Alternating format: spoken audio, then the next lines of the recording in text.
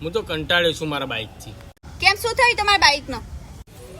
અવાજ એટલો કરે હ ને એવરેજ નહીં હાલતું ને સાધન સારું ના હોય ને એટલે ચલાવવાની મજા ના આવે. હા, તે એમાં નવું લેવો તો નવું લઈ લો. પણ કયું લઉં એ ખબર નહીં પડતી. મારી ઈચ્છા તો બુલેટ લેવાની હ. શું બોલ્યા તમે? સંભળાયું નહીં મન. એમ બોલ્યો બુલેટ લેવાની ઈચ્છા છે, લેવું નથી. કોણ ખોલીને ઓભળ પહેલા. હા, તે ઈચ્છા જ રાખવાની, બુલેટ લાવવાનું નહીં આપણે.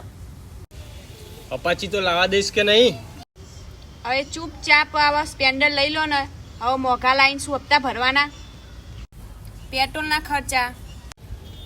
મોઘું બાઇક હોય ને તો 4 જણાને લાગે કે મોઘું બાઇક એન્ટ્રી પડે શું.